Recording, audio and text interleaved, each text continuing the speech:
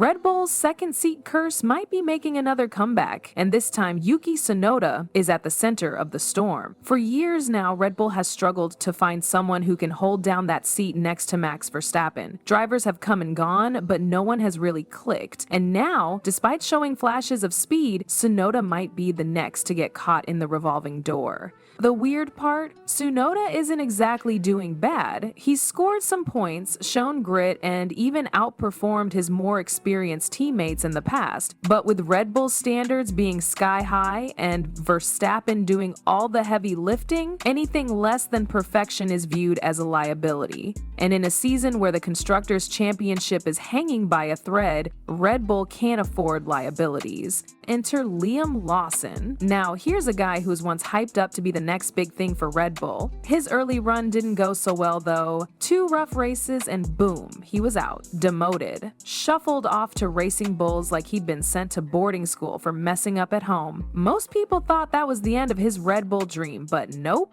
Lawson didn't fold. He flipped the script. Quietly, he's been stacking points at Racing Bulls. 20 to be exact. That's not just respectable, it's impressive, especially compared to Tsunoda's 7. And this isn't just some stat padding situation either. Lawson's been placing in the top 10 multiple times recently, including a solid P6 finish in Austria. In Hungary, he even held off Verstappen at one point. Let that sink in. The guy everyone wrote off is now giving the reigning champ a hard time on track. It's no wonder Red Bull's starting to take a second look. There's a growing feeling inside the paddock that Lawson's comeback arc might be the real deal. Red Bull knows they've got an engine problem on the horizon. The new regulations are going to shake things up, and Audi's entry is already looking like a serious threat. If the car becomes trickier to handle next year, having a driver who can adapt quickly could be the difference between winning and fading. But it's not that simple. While Lawson is winning hearts with his current form,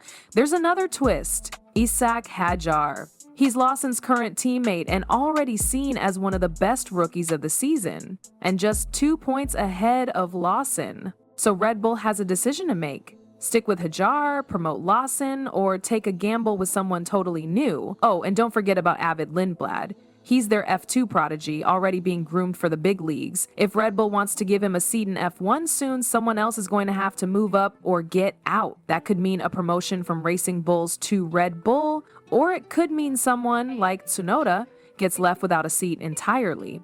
And that's what's got people talking. Tsunoda doesn't have a contract for next year, and while he's had backing from Honda and a solid run with the Red Bull family, none of that guarantees him a spot in 2026. Especially if Red Bull is sniffing around for a reshuffle.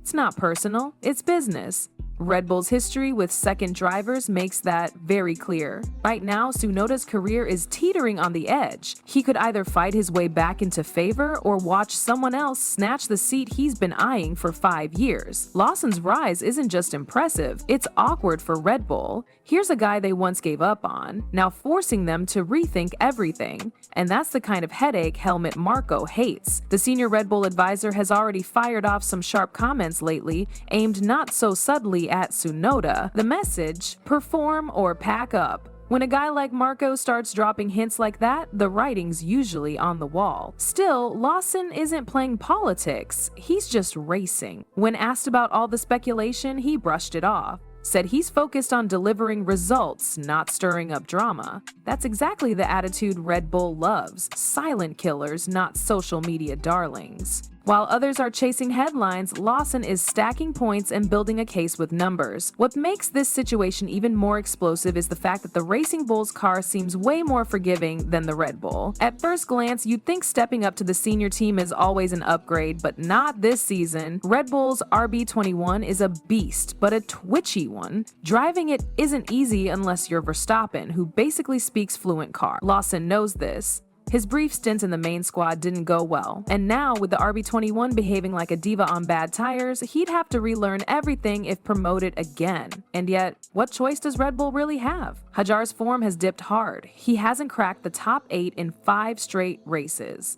That's a slump, and Red Bull doesn't usually show patience during slumps. Meanwhile, Lawson's putting points on the board like a seasoned veteran. P8 in Hungary, P6 in Austria, P8 again in Belgium. That's not luck, that's consistency. And consistency is exactly what Red Bull needs in the second seat. But it's not Lawson versus Hadjar anymore. There's a third name creeping into the mix. Avid Lindblad. The young Brit's been lighting it up in F2 and is already being whispered about as a future star. Red Bull loves grooming young talent, and giving Lindblad a shot at Racing Bulls would make perfect sense, if they can make room. But 3 drivers don't fit into 2 seats, which means someone's gotta go. That someone is looking more and more like Tsunoda. It's a brutal position to be in. Yuki's been loyal. He's pushed through criticism, matured a ton over the years, and even held his own against big names like Ricardo. But loyalty doesn't guarantee safety,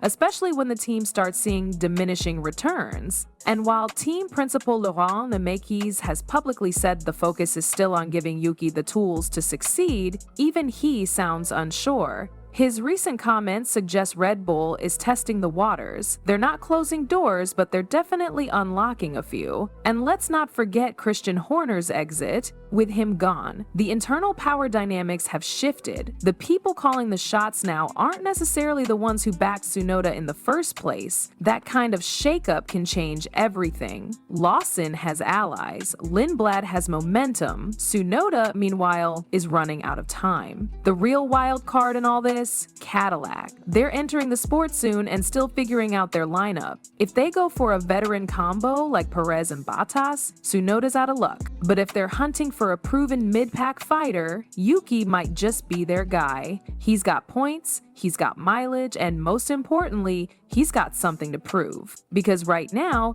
that's all that's keeping his F1 dream alive. Red Bull's obsession with perfection has always come at a cost. For years, they've cycled through drivers like spare tires, hunting for anyone who can come close to Verstappen's level or at least hold their own without falling apart under pressure. Tsunoda's been hanging on, but the cracks are showing, and the timing couldn't be worse. The looming 2026 regulation changes are about to flip the grid upside down. New engines, new dynamics, new threats. Audi's entry alone has Red Bull sweating, and the last thing they want is an unstable lineup when everything else is in flux. They need someone reliable, adaptable, and fast. Not just fast on track, but fast at learning, fast at reacting, fast at evolving. That's where Lawson's profile becomes so tempting. He's already shown he can bounce back after a brutal demotion, and he's doing it in a car that doesn't even have the same DNA as Red Bull's main team. Adds another layer of difficulty. You can't just take Racing Bull's strengths and bolt them onto the RB21. Even Mekis made that clear. It's apples and oranges.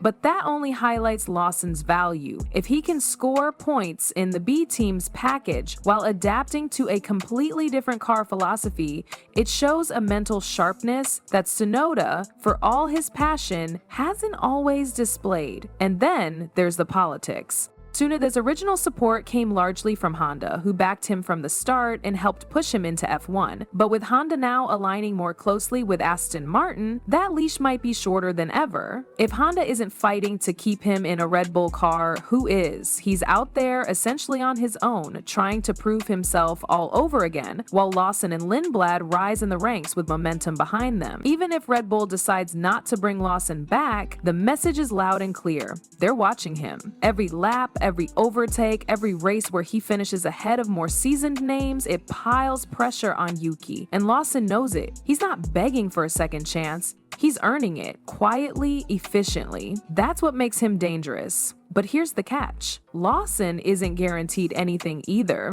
Red Bull has a history of dangling the carrot just long enough to keep drivers chasing, only to pull it away at the last second. Just ask Gasly, or Albon, or Kvyat. Lawson's walking into a fire if he gets that second seat. The expectations are unreal and the margin for error is zero. It's not just about performing, it's about surviving. Still, he seems ready, more ready than before. His mindset has shifted from trying to impress Red Bull to proving that they made a mistake letting him go. And that subtle difference? It's everything. He's racing like someone with nothing to lose and everything to prove. And F1 loves a redemption arc. So what happens next? If Lawson keeps delivering, if Hadjar stays quiet, and if Lindblad doesn't leapfrog everyone in F2, Red Bull might just gamble on a return. Tsunoda, meanwhile, will have to either pull off a string of miracles or find a new home. Maybe it's Cadillac, maybe it's nowhere. The grid is tight, the politics are messy, and every seat is a high-stakes game of musical chairs. Whatever the outcome, one thing's certain: someone's career is about to change forever. And the clock is ticking.